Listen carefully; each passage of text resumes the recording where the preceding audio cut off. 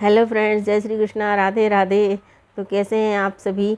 तो फ्रेंड्स, जैसा कि सभी को पता है 30 अप्रैल को है अक्षय तृतीया। और अक्षय तृतीया का दिन बहुत ही ख़ास होता है। इस दिन की जो भी चीज़ें करी जाएं, जो भी उपाय करे जाएं या जो भी सामान हम लाते हैं वो अक्षय हो जाता है। और अक्षय तृतीया के दिन ही राधा और भगवान कृष्ण की ब्रह्मा जी ने भांडिर वन में विवाह कराया था। तो इस दिन विवाह मुहूर्त भी अक्षय होता है, अबूझ होता है। तो चलिए सामग्री इसके लिए देख लेते हैं। तो हम सबसे पहले लेंगे चंदन है, कलावा है, रोली है, चावल है, इत्र है, और एक चाहिए हमें काढ़ी या इस तरह की जो बड़ होती है ना जिसमें रुई लगी हुई होती है वो ले लें, या फिर आपके पास माचिस की तीली है तो उसमें भी रुई लगा कर ले सकते हैं। और चौमुख दिया हमें चाहिए, क्योंकि लक्ष्मी जी और विष्णु जी का दिन है तो लक्ष्मी जी को हमेशा चौमुख दिया ही लगता है। आप चाहें तो घी का लगा लें या तेल का लगा लें। इसके साथ ही लेंगे थोड़े से अक्षत यानी चावल। चावल टूटे हुए नहीं होना चाहिए, साबुत चावल ही पूजन में लगते हैं।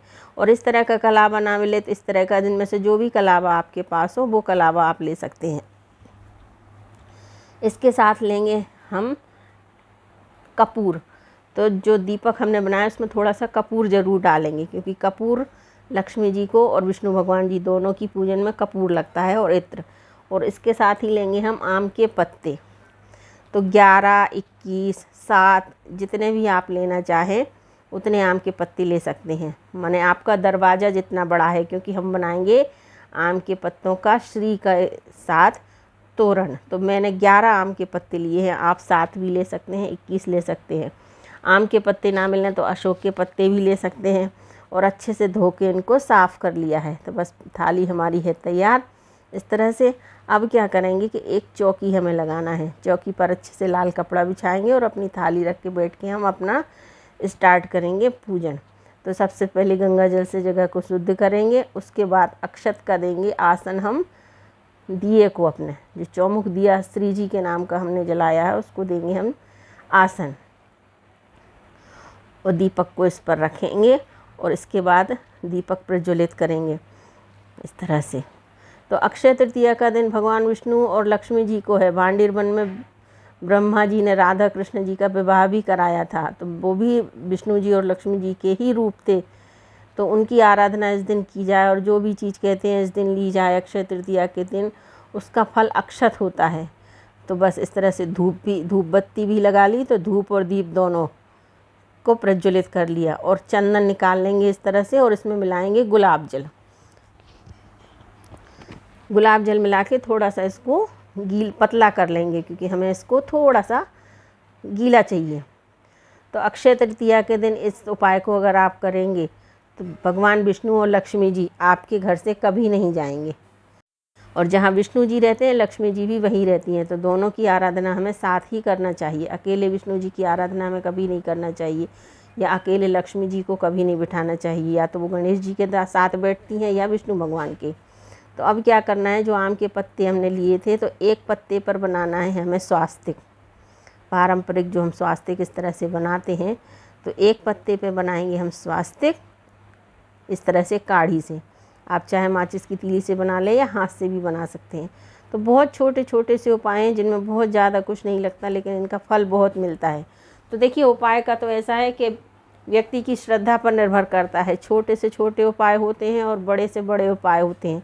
बड़े बड़े लोग जिनको करते हैं, बड़े बड़े उनके पंडित जी होते हैं, तो उस तरह के भी उपाय होते हैं, लेकिन फल दोनों का ही सेम होता है। भगवान कभी छोटा या बड़ा नहीं देखता, भगवान तो भावना देखता है कि किस भावना से आपने किया है। तो एक पत्ते पर स्वास्तिक बनाया, दूसरे पर बनाया श्री। श्री लिखना है हमें, श्री और श्रीम जो है लक्ष्मी जी का बीज मंत्र है। तो जैसे बनाएं इस पर श्री और स्वास्तिक बनाएं। एक पर स्वास्तिक और एक पत्ते पर श्री लिखना है इस तरह से हमें। और सीधे साइड जो चिकना साइड होता है ना वहाँ लिखना है। और मन में श्रीम श्री का जाप करना चाहिए। श्री का बीज मंत्र होता है, इसको कभी भी आप कर सकते हैं बिना होंठ हिलाए। काम कर रहे हैं आप, कुछ भी कर रही हैं, खाना बना रही हैं, कोई भी काम कर रही हैं, तो मन में इसका जाप करते रहें। और इस तरह से सबको पर हमने लिख लिया है। इसके बाद जो हमने इत्र लिया था, सारे जो आम के पत्ते हैं जो हमने श्री और स्वास्तिक वाले, उन पर हमें इत्र इस तरह से लगाना है और अक्षत लगाना है, अक्षत डालना है। इसके बाद जो कलावा हमने लिया था, तो जितना बड़ा आपका दरवाज़ा है, आपके दरवाजे की चौड़ाई जितनी है उतना आप कलावा ले लें। और इस कलावे में जो आम के पत्ते हैं, आम के पत्ते ये ध्यान रखिए कि डंठल वाले होने चाहिए, बगैर डंठल वाले नहीं होना चाहिए। इस तरह से सीधे साइड से क्या करना है, इसको एक एक पत्ते को इस तरह से बांध लेना है और गांठ लगा देनी है इस तरह से, इस तरह से। तो एक एक पत्ते को बांधकर मेन है कि हमें एक बंधनवार बनाना है और इस बंधनवार को हमें अपने दरवाजे पर टांगना है। धूप दीप दिखा के बनाएंगे इसको, धूप दीप दिखाएंगे और अपने दरवाजे पर टांग देंगे। और ये उपाय अक्षय तृतीया के दिन कर सकते हैं और पूर्णिमा के दिन भी कर सकते हैं। और जब ये पत्ते सूख जाएं तो फिर से पूर्णिमा के दिन आप इनको लगा दें तो बहुत ही शुभ होते हैं। इस उपाय को अगर आप करेंगे तो आपके घर में बहुत ही सुख समृद्धि आएगी। तो इस अक्षय तृतीया इस उपाय को अवश्य करिए और जो भी अनुभव आपके हों कमेंट बॉक्स में ज़रूर बताइएगा। तो मिलते हैं अगले किसी वीडियो में अच्छी जानकारी के साथ। तब तक के लिए राधे राधे, थैंक यू।